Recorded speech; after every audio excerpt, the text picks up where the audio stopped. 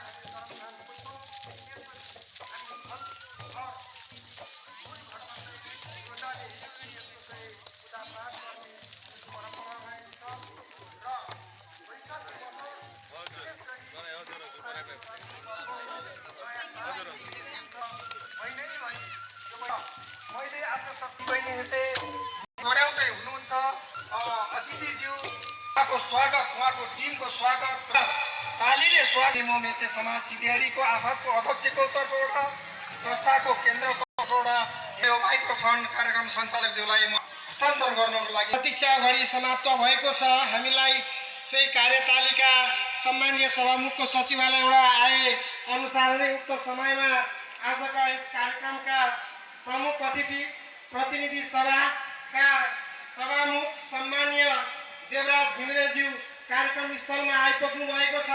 म उहाँलाई प्रमुख अतिथिको आसन ग्रहण गरिदिनुको लागि म हाम्रो अतिथि सत्कार समितिबाट चाहिँ खादा र ब्याज लाएर सम्मान गरिदिनु। सर्वप्रथम यो कार्यक्रमको समुद्घाटन आदिवासी जनजाति मेचे समुदायको आह्वान पहिचान सहित संरक्षित क्षेत्र व्यवस्थित गर्ने हाम्रो अभियान। अघि पनि मैले भने 2082 वैशाखु बत्थर विशेष कार्यक्रम साथै भवन समुद्घाटन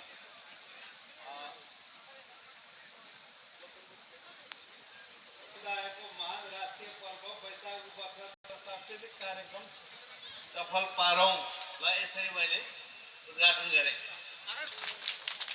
धन्यवाद। जोरदार ताली बजाएर स्वागत गर्दै अनुरोध गर्न चाहन्छु।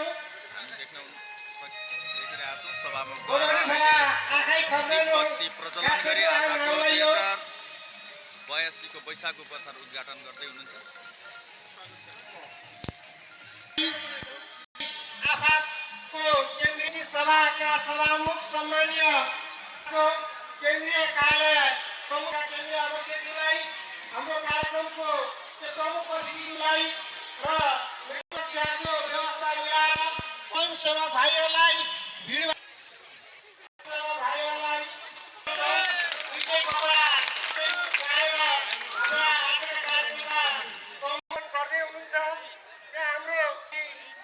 समुदायको रोजा हुनुहुन्छ। उहाँहरूले कर्मकाण्ड गर्ने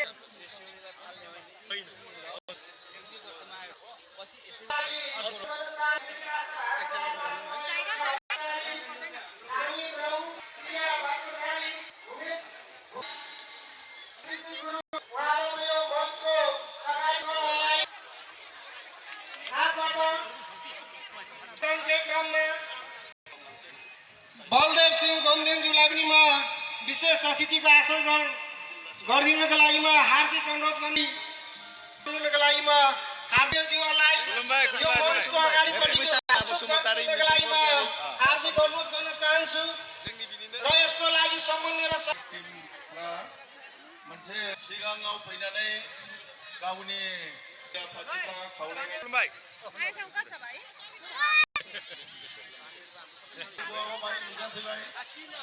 त्यसै गरी सङ्घीय प्रदेशको सम्मान्य सभामुख देवराज, प्रमुख अतिथि देवराज घिमिरेज्यू, त्यसै गरी भारत आसाम राज्यका विशिष्ट अतिथि र यो साङ्गीतिक